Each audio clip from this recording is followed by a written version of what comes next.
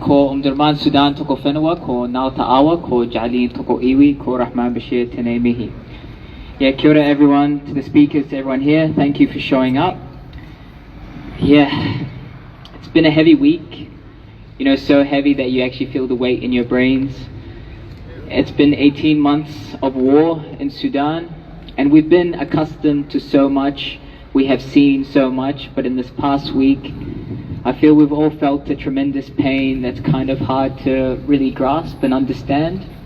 And to show you the context of how deep this war is and how deep the violence is, 130 of our wahine, of our women in Sudan, they committed suicide, mass suicide in Al Jazeera state in fear of mass rape and sexual assault.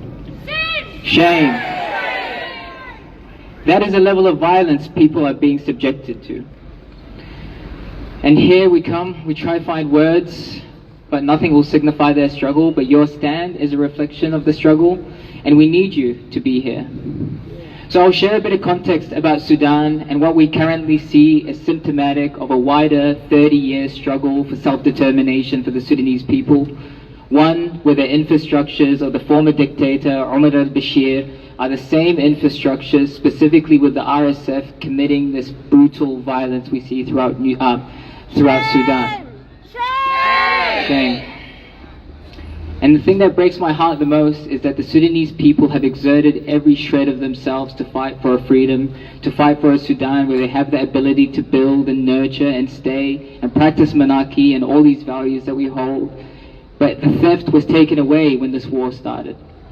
And remember, this is not just a war confined to the borders of New Zealand. This is a proxy war where it's a brutal counter-revolutionary phase, because as we learned with the Arab Spring, there's no fear greater for the region than people rising and reclaiming back their country. So that sheds light on the context. You know, Yasmin and a few of the leaders here today spoke about the visas, and I want to share our experience around the visas in Sudan. So when the war started, we engaged with a majority-led Labour government, again, a majority-led government, around visas. When we engaged with them, we showed them that we have no intention to financially burden the state, that we will show housing capacities, that we'll bring people in with flights, everything. We just want to have the same visa they did for Ukraine. And they rejected us. And it was, funnily enough, the same minister, Andrew Little, who a few years ago was parroting how we care about Muslim communities post-March 15th and the Christchurch attack. But now, the same Labour government are trying to stand in solidarity. You may see some of them around here saying that there's a need for Palestine and a need for a visa. And I'll just tell you, do not believe in their lies, because they themselves have set the precedent. They themselves have set the precedent that now the national government is saying, but you didn't give it for Sudan. And that's the inequity that they created, and an inequity that's deep. Shame. And while the visas are important, the visas are not the end-all be-all. The wars will still remain, the violence still remains, and our people will continuously be subjected to the violence that they currently see. But we must keep fighting for the ability to reunite our families, to give them safety, to bring them home. And there's a lot of pain. There's pain in watching your mother stay up every single night and deal with the stress of talking to family who are displaced in Cairo or different parts of Sudan. Pain can manifest in many, many different nuanced forms. And it's been suffocating. And in all honesty, I don't know what more to say. How can we reflect on it? How we can speak to it? But I promise you that there is tangible change that we can achieve.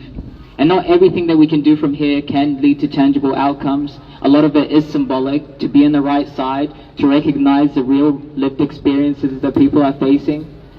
But when we speak of the tangible, you know, we take pride that this year we've done all we can to fundraise, to send money back. And alongside, you know, our brothers and sisters in Yalla for Sudan, we've been able to send back $35,000 to Sudan.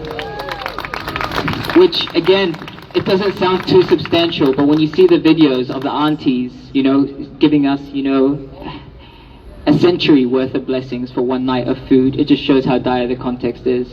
And we will continue to help, and we need you guys to support us financially as well to continue to aid this work, because that is the tangible change that we need to serve. So when we come to the symbolic, I just want to end it with one action. one challenge to all of us here. And I think it's important for all of us to acknowledge the realities of anti-blackness that we all occupy. And I promise you, do not take offense, because this is something that we have confronted ourselves with, how we've observed injustices of the past and the injustices of our own people. We've seen it in Darfur, and anti-blackness is an issue that we are working towards. But as we've also learned with Palestine, if we take a color gradient of skin color, Ukraine, sympathy, empathy. Palestine, Middle Easterns, they're always in war. It's expected. But the reality is, for Africans, there's an inherent level of indifference because we accept that Africa should be in this context. And it's not a matter of shame. It's a matter of that we all need to do the work, and the work doesn't stop. We are doing the work, and it's important to even recognize and stand in these hard times. So I might leave it at that. And just please keep Sudan in your hearts. Yeah, there's no words to really explain how we feel, but we appreciate you being here today nonetheless. Thank you.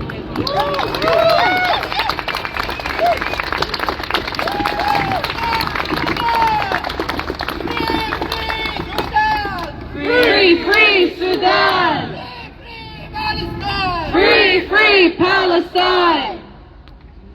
Thank you. And thank you, Rahman. This is a reminder that we can take action.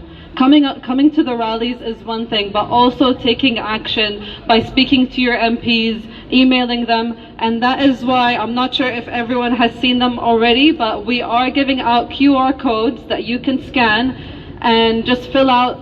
The templates are already filled out. These are visa templates that you can send to your local MP and to demand the New Zealand government to grant the visas to our people. So please, if we can get even just 100 people to send these templates out, it would make a big difference. You can also see it on the Yalla for Sudan bio. If you go Yalla YALA for Sudan, you would find that on the link in bio if you have not seen the QR codes just yet. Our next speaker is Taimur.